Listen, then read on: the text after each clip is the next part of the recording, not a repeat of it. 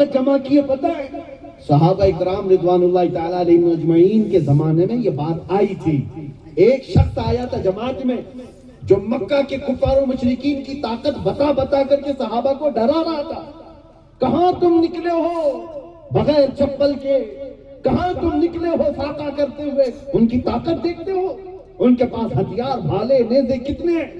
اللہ نے اس کے رد میں یہ آیت اتاری، قرآن میں بیان فرمایا یہ شیطان کے چیلے ہیں جو ڈر سناتے ہیں، تم ان سے نہ ڈرو. اللہ فرماتا مجھ سے ڈرو اگر ایمان رکھتے ہو.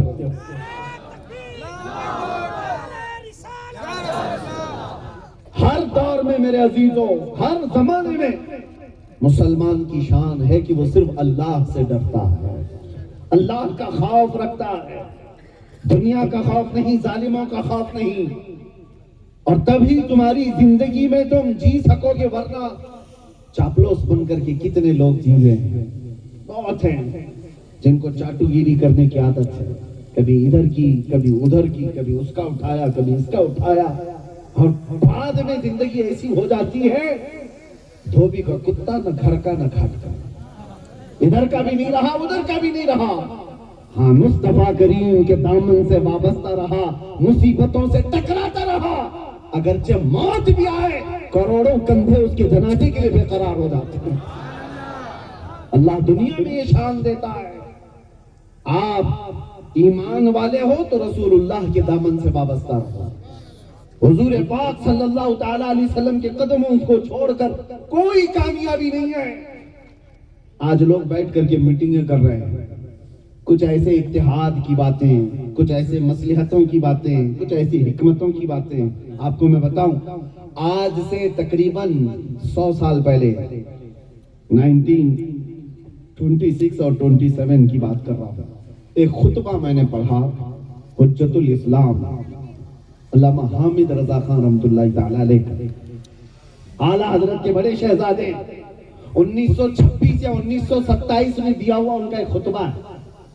حیرت ہوئی پڑھ کر کے اس پورے اس تقریر میں آپ نے جو بیان کیا، ایسے بیان کر رہے ہیں وہ کہ حالات بتا رہے ہیں کہ مسلمانوں حالات اس طرح کے ہیں، لوگ فلاں جگہ پر تمہاری گتھم ہو کر کے ایک جتھے کے ساتھ ہو کر مار ڈالتے ہیں، تمہاری موب لنچنگ ہوتی ہے، فلاں ہوتے ہیں، اتنے سارے حالات، خفیہ پلاننگ ہوتی ہے، مارنے کی دھمکیاں ہوتی ہیں، اسلام کو ختم کرنے کی باتیں ہوتی ہیں، شان رسالت میں گستاخیاں ہوتی ہیں. یہ سارا خطبہ 1926 کا دیا ہوا میں پڑھ رہا تھا تو ایسا لگ رہا ہے یہ 2025 کی بات چل رہی ہے، آج کی بات چل رہی ہے.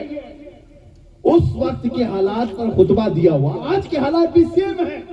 تو سمجھ میں یہ آیا آج کے یہ حالات نئے نہیں، 100 سال پہلے بھی ایسے ہی تھے، 200 سال پہلے بھی ایسے ہی تھے، 400 سال پہلے بھی ایسے ہی تھے. ارے کربلا کے میدان میں بھی ایسے ہی تھے، بدر کے میدان میں بھی ایسے ہی تھے. حالات کبھی اس سے زیادہ خراب نہیں ہوئے اور نہ اس سے زیادہ اچھے ہوئے. حالات مومنین کے لیے اسی طرح کے چلتے رہے. ہاں لوگ آتے جاتے رہے، زمانے میں انسان بدلتے رہے. آج آپ کو جو ڈرا رہا ہوگا، جو خوف پھیلا رہا ہوگا، طاقت و قوت ایسی ہے تمہیں اٹھا کر ڈال دیا جائے گا، خاک میں جائے. مجدد الفسانی کو اکبر نے 8 سال ڈالا تھا، امام موسیٰ کاظم کو وقت کے خلیفہ نے 7 سال اندر رکھا تھا، ان کا جنازہ جیل سے نکلا ہے. امام محمد بن حسن عسکری، یہ اہل بیت کے وہ امام ہیں جن کا نام لے کر کے آج ہم کھاتے ہیں. اہل بیت رسول اللہ کی وہ آل ہیں. امام محمد بن حسن عسکری 20 سال جیل میں گزار کر کے آئے، بلکہ ایسی روایتیں ہیں کہ انہوں نے سورج تک نہیں دیکھا، جتنے سال جیل میں کاٹتے رہے. یہ وہ ساری تاریخ ہے. آپ کیا سمجھ رہے ہیں یہ نیا ہے؟ نیا کچھ نہیں ہے، سب دستور کے مطابق ویسا ہی چلا رہا ہے. اور آگے کا انتظار بھی مت کرو، حالات بہت اچھے ہو جائیں گے. ارے تمہیں گاڑی چلانا ہو تو ٹریفک میں ہی گاڑی چلا کر سیکھ سکتے ہو. انتظار مت کرو روڈ خالی ہوگا گاڑی چلاؤں سیکھو. جس طرح سے حالات ہیں انہیں حالات میں ایمان کے ساتھ جی کر کے جانا ہوگا، اسلام پر عمل کر کے جانا ہوگا. تم انتظار کس کا کر رہے ہو؟ کوئی زمین سے نکل کر کے حالات اچانک بدل دے گا, آسمان سے ٹپک جائے گا. اللہ نے قرآن میں فرمایا ان اللہ لا یغیر ما بقوم حتی یغیروا ما بانفسہم, بے شک اللہ تعالیٰ اس وقت تک کسی قوم کی حالت نہیں بدلتا جب تک وہ قوم خود اپنی حالت بدلنے کا فکر نہیں کرتی. آپ جب اپنے آپ کو نہیں بدلو گے تو پھر یہ آس لگائے بیٹھے ہو. اس لیے میرے عزیزو, آیت کریمہ کو سمجھ کر کے چلو, خوف دل سے نکالو, ڈر دل سے نکالو, ایمان کے ساتھ جیو.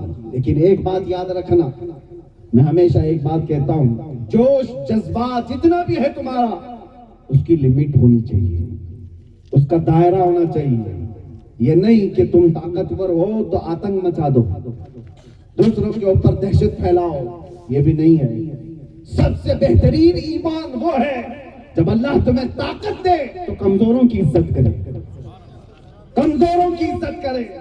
کسی جگہ تم میجورٹی میں ہو تو دوسروں کو پریشان کرنا یہ اسلام کی عادت نہیں ہے. جانتے ہو سلطان صلاح الدین ایوبی جس وقت بیت المقدس فتح کیے ہوئے تھے, عام اعلان کیا تھا, جبکہ جب یہودیوں نے بیت المقدس پر پہلے حملے کیے یا عیسائیوں نے حملے کیے, یہودیوں کی اور عیسائیوں کی لڑائیاں چلتی رہی ہیں, پورے فلسطین میں خون کی ندیاں بہا دی تھی. گھوڑے دوڑتے تھے تو گھوڑے کے ٹاپ خون سے بھر جاتے تھے. ہر وقت جنگوں میں بیت المقدس کی کبھی یہودیوں کے قبضے میں رہا, کبھی عیسائیوں کے قبضے میں. تاریخ ہے, آپ پڑھ کر کے دیکھنا. اور جب جس قوم کے پاس آیا, مغلوب قوم کو اس نے مار کر کے قتل کر کے, آپ کو پتا ایک بادشاہ نے 12,000 بچوں کو قتل کر دیا.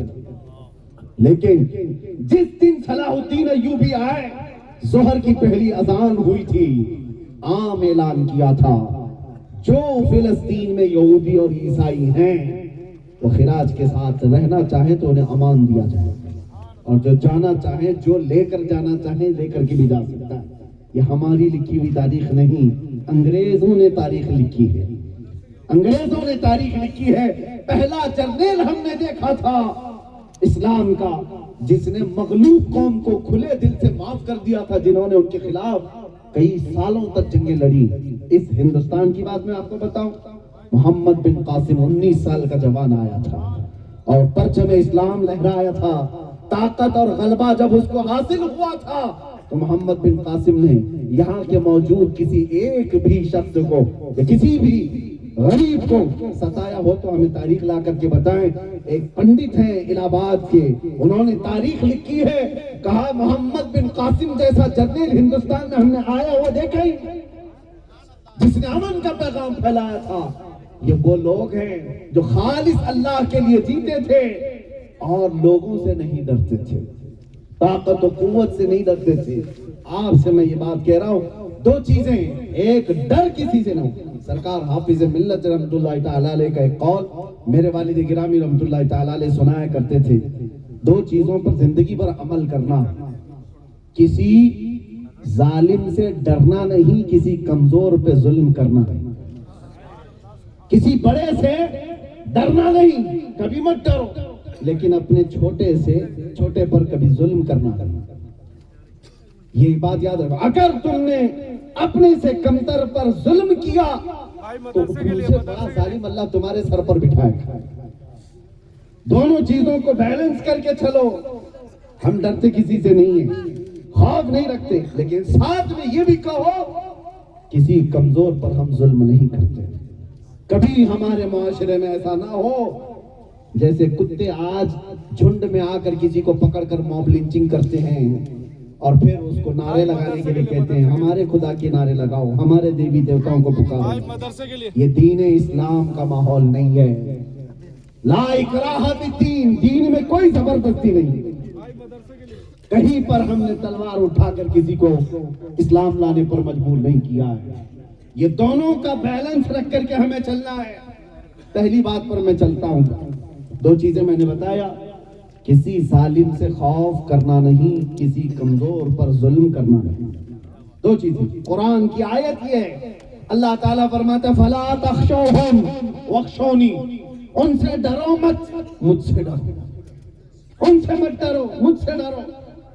میں سوچتا ہوں کہ حالات ایسے آتے ہیں نا خوف خدا کے بعد صرف تم بات کرو گے ابھی میں صرف اللہ سے ڈرتا ہوں اور رسول اللہ سے محبت کرتا ہوں، یہ کہنے میں آسان ہے، ابھی جملے سب لوگ ہاتھ اٹھا اٹھا کر کے کہیں گے، نعرے لگا لگا کر کے کہیں گے، لیکن میرے آقا صلی اللہ علیہ وسلم نے فرمایا جس دن تم یہ بات کہو گے، جس دن تم یہ بات کہو گے اس کے فوراً بعد مصیبتیں ایسے آتی ہیں جیسے پہاڑ سے پانی اترتا ہے، اتنی تیز مصیبتیں آئیں گی تمہیں آزمانے کے لیے، باقی حلوہ پراٹھا کھا کر کے آرام کرنا ہے تو کچھ مت بولو، اس کی بھی ہاں اس کی بھی ہاں، زندگی ویسی جیتے رہو گے، گزارتے رہو، حق بات کہنا ہو تو مصیبتوں کا سامنا کرنے کے لیے تیار ہو۔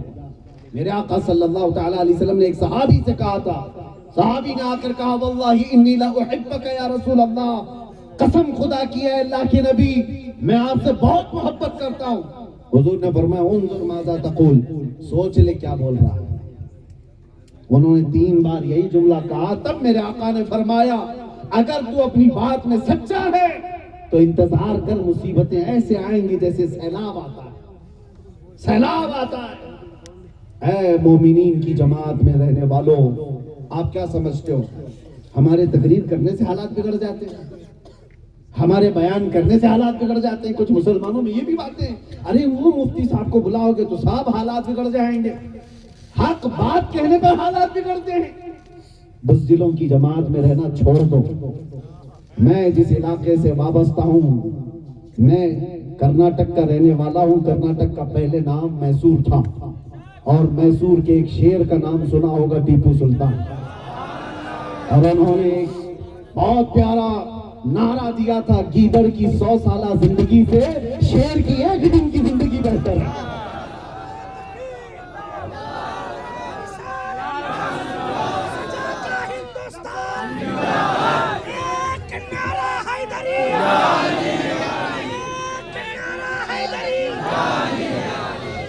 سرکار مفتی اعظم ہند رحمۃ اللہ تعالی علیہ جس وقت بریلی شریف میں موجود، اس وقت اندرا کا قہر چل رہا تھا، ڈکٹیٹرشپ، ایمرجنسی نافذ ہو گئی تھی۔ ہو سکتا ہے ہماری ان باتوں کو سن کر کے کانگریسی لوگ ناراض ہو جائیں، فرق نہیں پڑتا، ویسی بھی ڈوب رہی ہے۔ آپ کو ایک بات بتاؤں، ایمرجنسی کے دور میں قانون لایا گیا تھا پاپولیشن کنٹرول کرنے کے لیے۔ کیسے کنٹرول کریں گے؟ کہ نسل بندی کو کمپلسری کر دیا جائے، 1 بچہ ہو جائے 2 بچہ ہو جائے تو نسل بندی کرا لے، عورتیں تو کرتی ہیں، مردوں کی بھی کر دیں۔ یہ قانون بن کے آ رہا تھا، اور اس قانون کے لیے آڑ جو تھے ان کے لیے تو یہی تھا کہ مسلمان اس کو نہیں مانیں گے، مسلمان اس کو مانیں گے نہیں، اس لیے کہ ہماری شریعت میں اس چیز کو حرام قرار دیا گیا۔ اللہ تبارک و تعالیٰ تمہیں اگر اولاد دے رہا ہے تو قرآن میں 3 جگہ رب تعالیٰ نے فرمایا تم ان کے رزق کی فکر مت کرو، نحن نرزقکم و ایاہم، ہم تمہیں بھی رزق دے رہے ہیں اور ان کو بھی دینے والے ہیں۔ بچے کا رزق اللہ تعالیٰ دے رہا ہے، تو نسل بندی کا ہاں بچنے کے، کم بچے کرنے کے طریقے موجود ہیں، اسلام نے بتایا، حدیث میں موجود ہے، آپ اپنے آپ کو روک سکتے ہو، لیکن یہ نہیں کہ بند کرانا، اس کے طریقے الگ ہیں۔ بچے کم رکھنے کی ایسا نہیں ہے کہ آپ کو ایک آج جو پھیلایا جا رہا ہے ان کے 14 بچے ہوتے ہیں، 4 بیویاں ہوتی ہیں، ارے ویسا ہو گیا ہوتا تو پھر تم کہاں بیٹھے ہو؟ ایسا کہاں ہے؟ لیکن بات یہ ہے کہ پروپیگنڈا پھیلایا گیا ہے۔ میں آپ سے کہہ رہا ہوں سرکار مفتی اعظم ہند کے زمانے میں جب یہ بات آئی تو اندرا کا قہر بھی تھا، ایمرجنسی بھی تھی، ایسے کہ جو حکم دیا جائے، بوڑھے حضرات یا بڑی عمر والے جانتے ہیں اس دور کو، ڈر ڈر کر کے سارے جی رہے تھے۔ مسلمانوں کی بات تھی تو انہوں نے سوچا کہ مسلمانوں کو سمجھانے کے لیے مولانا لوگ ہی صحیح ہیں، اور مولانا لوگ بولیں گے تو صحیح ہو جائیں گے۔ تو سب سے پہلے وہ لوگ جس دربار میں گئے تھے وہاں سے فتویٰ لے کر کے آئے، دیوبند سے، تو وہاں سے تو مل ہی جائے گا، اس لیے کہ جو تاریخ بتا رہی ہے اب وہ مل بھی گیا, اعلان بھی ہوا, لیکن اثر کسی پر ہوتا نہیں, اس لیے کہ ہندوستانی مسلمانوں پر راج ہے تو اعلیٰ حضرت کا, بریلی کا, یہاں پر حاصل کرنا بڑا مشکل ہے. تو پھر یہاں کارندے بھیجے گئے. سرکار مفتی اعظم ہند جس وقت جلوہ بار ہو, میرے عزیز ہو, اللہ اکبر, سرکار مفتی اعظم ہند کی محفلیں ایسی ہیں کہ بغیر ٹوپی کوئی مجلس میں بیٹھتا تو آپ اس کی طرف نہیں دیکھتے تھے کہ شناخت اپنی کھو جا رہے ہو تم. جو کسی کی پرواہ نہ کرتے وہ حکومت کی کہاں کرتے. جب یہ بات آئی تو مفتی اعظم ہند نے اپنی طرف سے فتویٰ لکھا کہ دوسری جگہ سے یہ اعلان ہو رہا ہوگا, کہیں اور سے تم نے فتوے لیے ہوں گے. شریعت مصطفیٰ صلی اللہ تعالی علیہ وسلم کا حکم یہ ہے نسبندی حرام ہے تو حرام ہے, اور یہ اعلان ہو گیا. اس کا مطلب یہ نہیں ہے کہ یہ بولنے کے بعد پورا ڈنکا بج گیا اور سب ختم ہو گیا. تاریخ پڑھو, جس پریس سے یہ فتویٰ چھپا تھا حکومت وقت کے کارندوں نے وہ پورا پریس چلا دیا تھا. جتنے لوگ یہ پوسٹر دیواروں پہ لگا رہے تھے سب کو پکڑ پکڑ کر کے اندر کیا تھا, لیکن مفتی اعظم ہند تک ہاتھ نہیں پہنچا. لیکن جتنے لوگوں نے شریعت حقہ کی اس بات کو پھیلانے کی کوشش کی سب کو پکڑ کر کے مارا گیا, دبایا گیا. پریس کو, اخبار کو کہیں یہ چھاپنے کی اجازت نہیں تھی. اس ایمرجنسی کے دور میں سرکار مفتی اعظم ہند سے لوگوں نے کہا بڑی مصیبتیں حضور, بڑی مصیبتیں ہیں, کیا کیا ہوگا. تو آپ نے صرف اتنا کہا تھا فتویٰ نہیں بدلے گا, تخت بدل جائے گا. اور لوگوں نے دیکھا تاریخ میں پھر جو ڈکٹیٹر یہاں بنے ہوئے تھے, اچانک اللہ تبارک و تعالیٰ کا قہر ایسا آیا کہ تخت ہی الٹ گیا.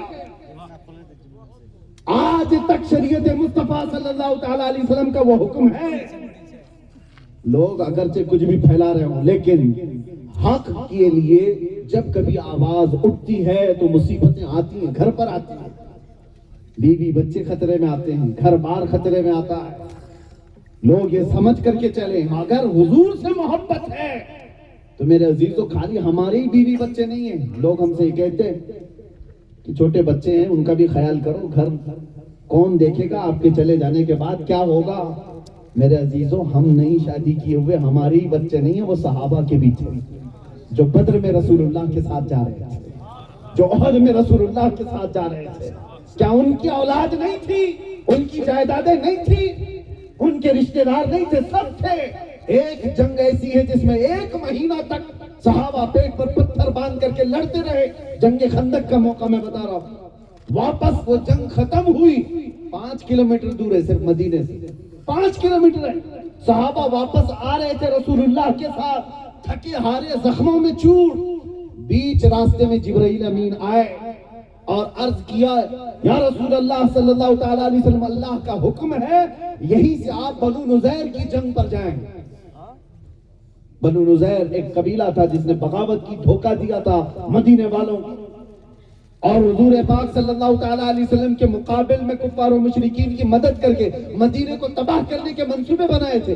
ان کے خلاف جنگ کے لیے حضور کو حکم ہوا, لیکن یہ 1 مہینے سے تھکے ہوئے, زخموں سے چور, کہاں کہاں سے ان کے خون بہ رہا تھا. بیچ راستے میں کھڑے صحابہ اور جبرائیل امین آئے. رسول اللہ صلی اللہ علیہ وسلم نے جبرائیل سے یہ کہا میں اپنے صحابہ سے پوچھ تو لوں کہ یہ بڑے تھکے ہوئے مہینہ بھر سے خندق بھی کھودا ہے, جنگ بھی لڑی ہے, یہ ابھی مدینے گئے نہیں ہیں, بیوی بچے گھروں میں ہیں, رشتہ دار گھروں میں ہیں. جبرائیل نے کہا آپ پوچھ لیں اپنے صحابہ سے. رسول کریم صلی اللہ تعالی علیہ وسلم نے سارے صحابہ کو مخاطب کر کے کہا اے میرے صحابہ, جبرائیل کا حکم, جبرائیل کی طرف سے پیغام آیا, اللہ کا حکم ہے کہ یہی سے ہم بنو نذیر کے مقابل میں جائیں. وہ صحابہ جو تھکے ہوئے تھے انہوں نے حضور کو سنا, ان کے بیوی بچے تھے, یہ کہہ سکتے ہم مرہم پٹی کر کے آ جائیں گے, بیوی بچوں سے بات کر کے آ جائیں گے, گھر میں راشن پانی پہنچا کر کے آ جائیں گے, گھر کے حالات دیکھ کر کے آئیں گے. کسی ایک صحابی نے نہیں کہا ہم گھر جا کر ملاقات کر کے آئیں, راشن پانی دے کر کے آئیں اور مرہم پٹی کر کے آئیں.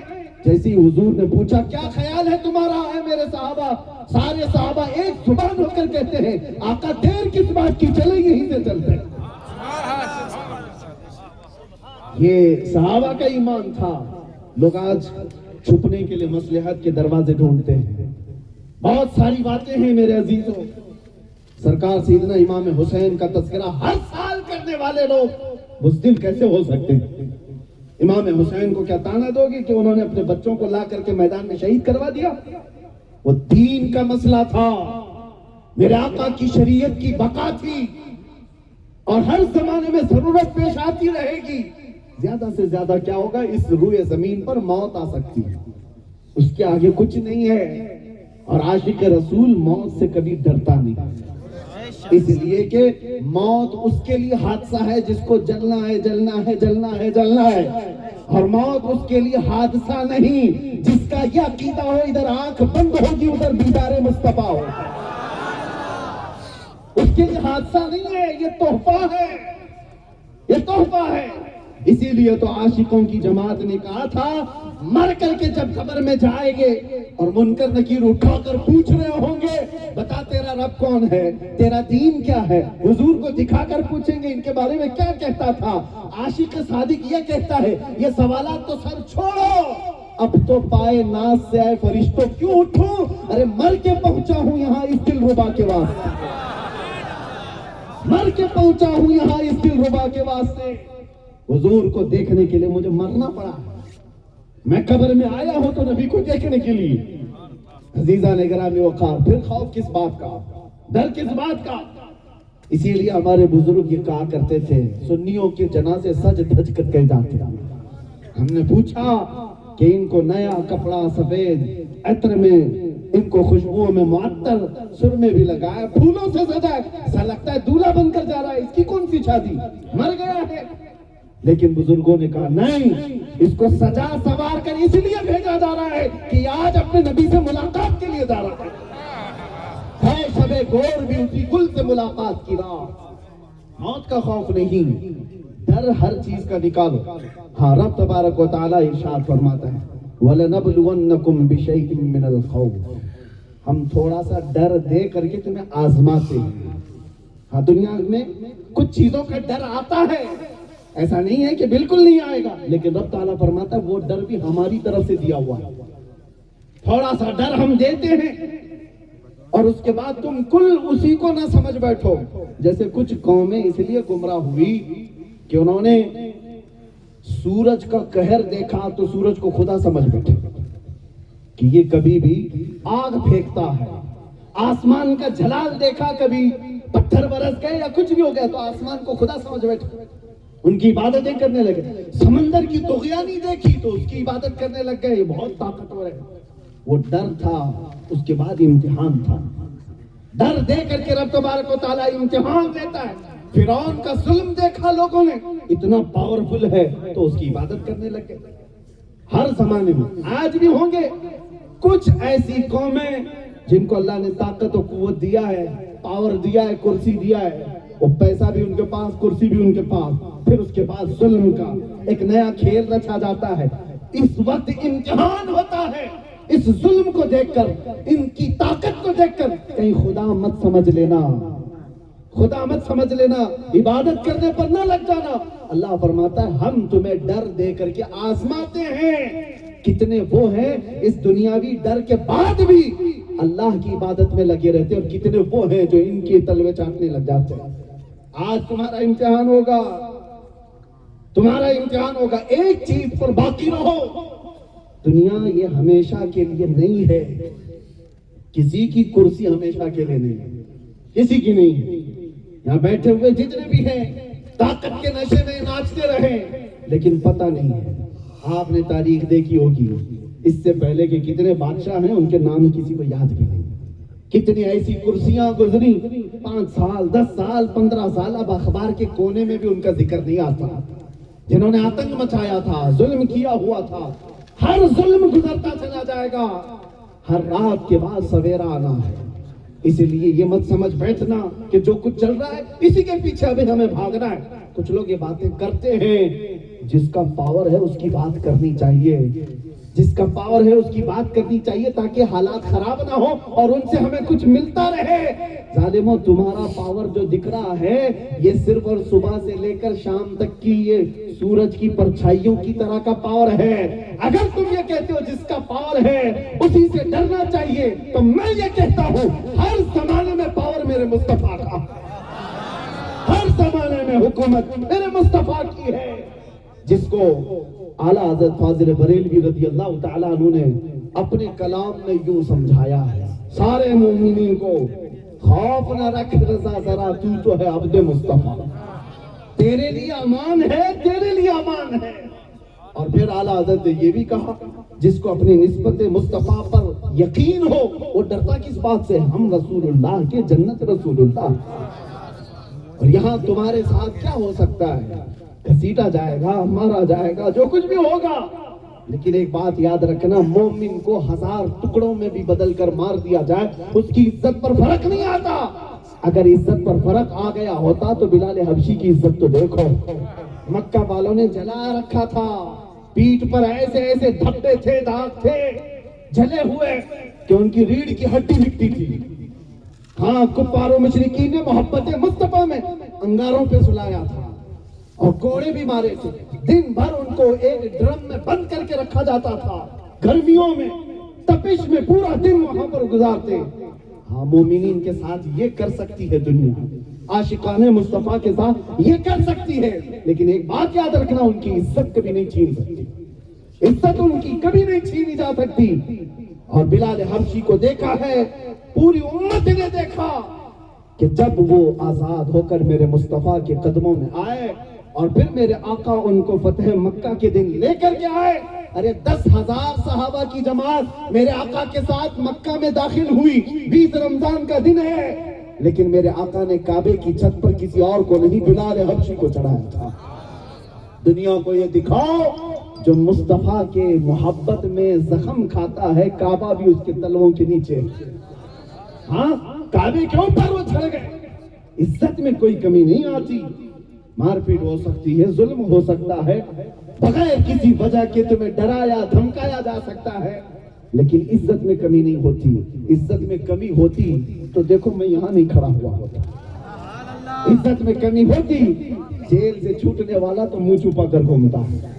ہمیں اس بات کا ڈر نہیں ہے، الحمدللہ رب تعالیٰ کا کروڑا احسان ہے، چوری میں تو نہیں گئے، کسی کا مرڈر کر کے تو نہیں گئے، کرائم کر کے تو نہیں گئے، ہاں محبت مصطفیٰ میں بات کر کے گئے ہیں۔ سنو کان کھول کر، یہ تاریخ ہوئی یہاں سے ہی گئے تھے نا۔ پھر میں کہتا ہوں حضور کی محبت میں بات کرنا جرم ہے، تو یہ جرم ہم ہر بار کریں گے، 100 بار کریں گے اور سرے دار کریں گے۔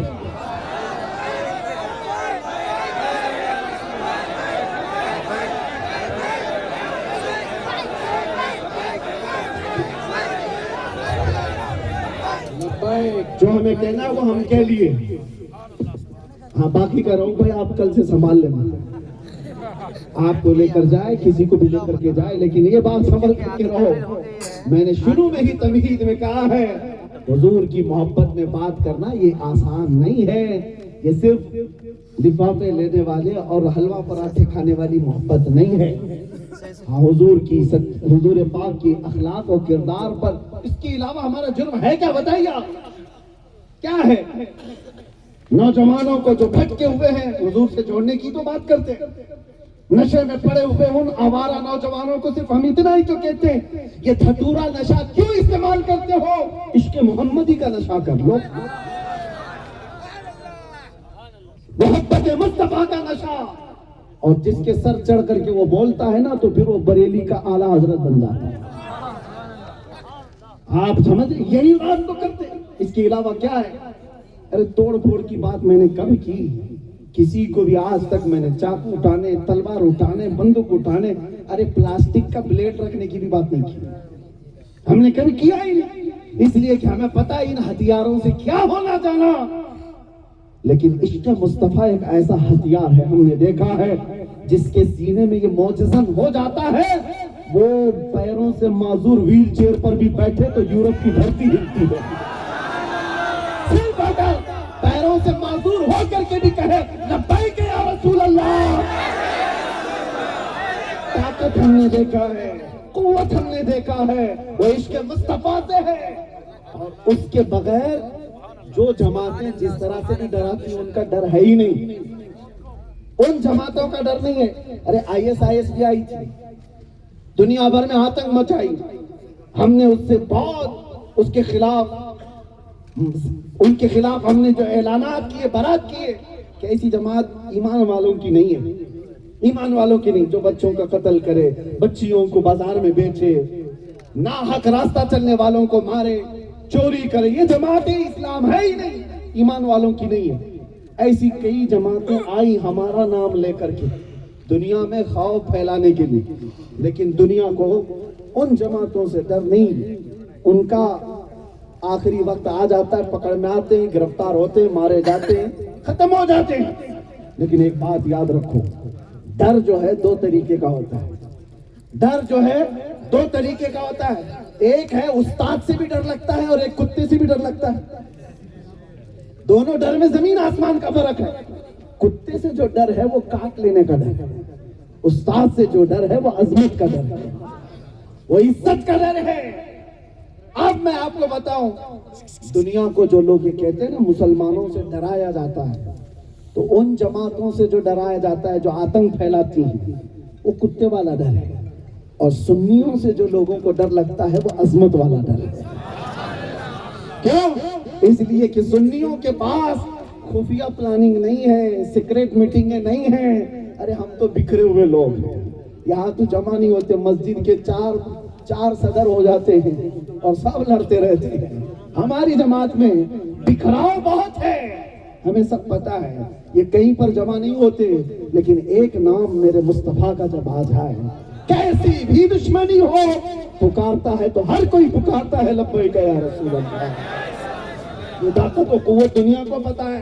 یہ بکھرے ہوئے ضرور ہیں, ان کے یہاں پلاننگ نہیں ہے, ان کے یہاں منصوبے نہیں, ان کا کوئی لیڈر نہیں, ان کا کوئی قائد نہیں, ان کے پاس پیسے بھی نہیں. ارے یہ اندر چلے جائیں تو چھڑانے کے لیے کوئی آنے والا بھی نہیں. یہ سب غریبوں کی جماعت ہے, لیکن خوف تمہارا جو دلوں میں ہے وہ عظمت والا ہے. اس لیے کہ ان کو پتا ہے بکھرے ہوئے ضرور ہیں, لیکن دل میں ایسی محبت رکھتے ہیں کہ پکاریں گے تو مدینے تک آواز جا سکتی ہے, پکاریں گے تو مدینے تک آواز جا سکتی ہے. یہ ڈر ہے. اسی کو اقبال نے 100 سال پہلے کہا تھا, انگریزوں کی زبانی. انگریز کیا کہتے تھے سنیوں کو دیکھ کر, یہ فاقہ کش موت سے ڈرتا نہیں ذرا, روح محمدی اس کے بدن سے نکال, اس کے بغیر کچھ نہیں ہوگا. انگریزوں نے کہا تھا روح محمدی اس کے بدن سے نکالو. یہ پاورفل چیز ہے. مصطفیٰ کی محبت ان کے ساتھ جو ہے وہ بہت مضبوط ہے, اور جس کے پاس اتنی مضبوط دولت ہے وہ دنیا کی کسی طاقت سے کبھی ڈرتا نہیں, خوف نہیں کرتا. اتنی بات ابھی مولانا کہہ رہے تھے, میری فضیلت میں بیان نہ کریں, لیکن میں اپنے تجربات بتاتا ہوں. تجربات میرے عزیز ہو, جب کوئی بندہ تنہا ہو جاتا ہے, 200-250 لوگ اس کو پکڑ کر کے چل رہے ہیں, اور اندھیری کوٹھری میں ایسے اندر کر دیا جائے کہ صبح بھی نہ معلوم ہو, دوپہر بھی نہیں, شام بھی نہیں, اندازہ ہی نہیں کہ سورج نکلا کہ ڈوبا. ایسے حالات میں کون ہوتا ہے؟ ہمیں پتا ہے. میں یہاں سے چیخوں گا, پکاروں گا تو میری ماں بھی نہیں سنے گی, میری بیوی بھی نہیں, میرے بیٹے بھی نہیں, میرے بھائی بہن بھی نہیں سنیں گے, عزیز ترین لوگ بھی نہیں سنیں گے. اور اگر وہ باہر رو رہے ہوں گے ان کی آواز بھی مجھے نہیں سنائی دے. ہم نے اندھیری کوٹھریوں میں دیکھا ایک ذات ہے, ایک ذات جس کے متعلق سنیوں کا یہ عقیدہ ہے, ہم یہاں سے پکارے وہ وہاں سے سنے. دور و نزدیک کے سننے والے وہ کون لالے کرامت پہ لاکھوں سلام. ہم یہاں سے پکارے وہ وہاں سے سنے, مصطفیٰ کی سماعت میں لاکھوں سلام. پھر جب یہ بات یقین کر جاتی تھی تو سارا ڈر نکل جاتا تھا. اب آؤ 200 کیا تو 1000 کتے بھی آ جائیں, ڈر کسی بات کا نہیں. جب یہ یقین ہو جاتا ہے ساری دنیا تمہاری طرف, مدینے والا میری طرف.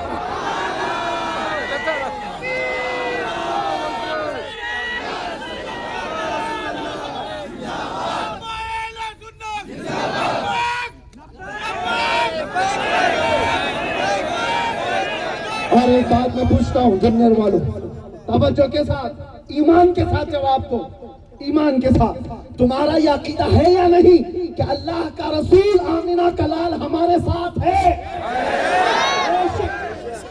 نبی پاک صلی اللہ تعالیٰ علیہ وسلم ہمارے ساتھ ہے، یہ عقیدہ ہے کہ نہیں؟ جب اتنا بڑا عقیدہ رکھتے ہو تو پھر ان کے سامنے کون سا کیڑا مکوڑا ہے؟ کون سا کیڑا مکوڑا ہے؟ میرے عزیزوں، وہ صحابہ کا ایمان لے کر کے آؤ. ہم میدان احد میں ایک خاتون دوڑتی ہوئی آئی تھی، ایک خاتون دوڑتی ہوئی آئی تھی جس کے 4 رشتے دار مر گئے تھے، شہید ہو گئے تھے، بھائی بھی، بیٹا بھی، باپ بھی، شوہر بھی.